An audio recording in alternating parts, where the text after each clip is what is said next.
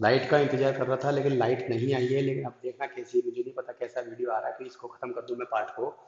तो आप अगर ध्यान से देखेंगे तो इसमें अगर टोटोमेरिज्म करोगे तो ये डबल बॉन्ड आ गया यहाँ पे, सिंगल बॉन्ड, और ये हाइड्रोजन जो है ये वाला हाइड्रोजन शिफ्ट होकर यहाँ आ जाएगा एच के ऊपर। ठीक है। और बाकी तो आपको पता ही है, एन, एन पे क्या जुड़ा हुआ है, फेनिल, और ये आपके कीटो ग्रुप है। अब ये जो हाइड्रोजन आया, ये वाला हाइड्रोजन, इस हाइड्रोजन को हटा करके जब हम इसकी रिएक्शन डाई मैथिल सल्फेट से कराएंगे तो यहाँ पे एक मैथिल ग्रुप लगा देना, हाइड्रोजन की जगह क्या लगा दोगे, CH3 लगा दोगे। तो जो कंपाउंड अब बनेगा उसका नाम होगा एंटी पायरीन। देखो मैं इसी के अंदर ये करेक्शन कर रहा हूँ, आप थोड़ा ध्यान दें। ये यहाँ पे ये आया बना हुआ, ये एन, ये आपका फेनिल ग्रुप, ये आपका मैथिल ग्रुप, और यहाँ पे मैंने कहा यहाँ डबल बॉन्ड आ रहा है, यहाँ पे आपके मैथिल ग्रुप, ये देखो, समझ गए। तो कुल मिला के दो मैथिल ग्रुप आ गए। इसका नाम है एंटीपायरीन। क्या नाम है, एंटीपायरीन, जो ज्वर नाशक है, यानी कि फीवर को तोड़ती है। बॉडी में जब टेम्परेचर बढ़ जाता है, बुखार आती है, तो ये तो बहुत अच्छा क्वेश्चन है, बहुत बार एग्जाम में आया हुआ है। तो कुछ भी नहीं करना है, एंटीपायरीन के अंदर आपको बस इतना सा ध्यान रखना है कि मुझे AAE की रिएक्शन किससे करानी है, फेनिल हाइड्रोजन से करानी है। ठीक है। और फिर उसको थोड़ी प्रैक्टिस करना। इसी तरह से सेम क्वेश्चन आ रहा है, हाइड्रोक्सिल एमीन से रिएक्शन कराऊं, हाइड्रोक्सिल एमीन से रिएक्शन कराऊंगा तो भी, क्योंकि अपने को पता है हाइड्रोक्सिल एमीन, हाइड्रोक्सिल एमीन ये भी कहाँ रिएक्शन करेगा, कीटो पर। क्या निकलेगा, H2O।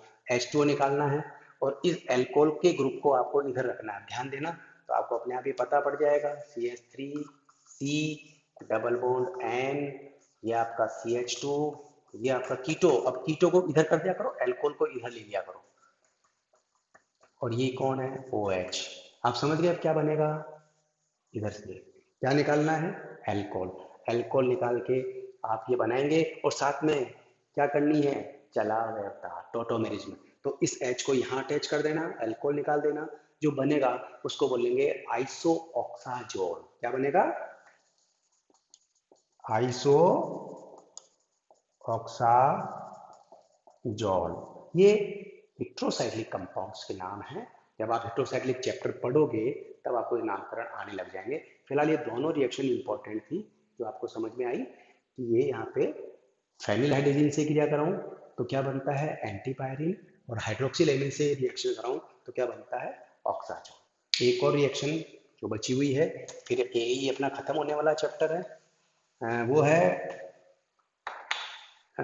अपने इसकी AAE की रिएक्शन कराओ आप यूरिया से, या आप इसकी रिएक्शन कराओ ऑक्जेलिक एस्टर से।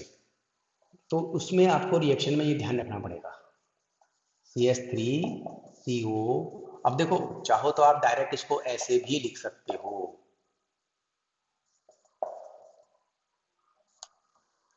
AAE को इस तरह से लिखना, बस लिखने का तरीका सीखना है आपको। इस तरह से लिख दिया मैंने, ये बार बार रिएक्शन यही हो रही है।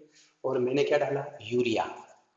यूरिया का फॉर्मूला आपको अच्छे से आता है, NH2CO NH2, क्या है, यूरिया। तो ये क्या निकल गया यहाँ पे, H2O। ये यहाँ पे क्या निकल गया, एल्कोहल। और यहाँ पे दो वाटर मॉलिक्यूल, एक है वाटर और एक है, ये निकल जाएगा। तो जो बनेगा ना कंपाउंड, उसको क्या बोलेंगे, क्या बोलेंगे, बताओ बताओ। ये रिएक्शन बहुत पहले भी पड़ी हुई है आपकी। तो यूरिया की AAE से रिएक्शन कराएंगे तो बनने वाले का नाम क्या होगा, पैराबेनिक एसिड भी बोलते हैं, और भी नाम। तो ये बहुत सिंपल रिएक्शंस हैं जिनको आपको वहाँ एग्जाम में देखना है, पढ़ना है, समझना है। ठीक है। तो अब इसी के साथ AAE का जो चैप्टर है वो खत्म हुआ। अब इसको आप बुक से अच्छे से पढ़ो, एक एक रिएक्शन को समझो, दिमाग लगाओ। क्योंकि ये अगर आपने AAE अच्छे से पढ़ लिया तो ध्यान रखो, मेलोनिक एस्टर आएगा अब नेक्स्ट पे। मेलोनिक एस्टर बिल्कुल आसान लगेगा आपको। Okay, thank you.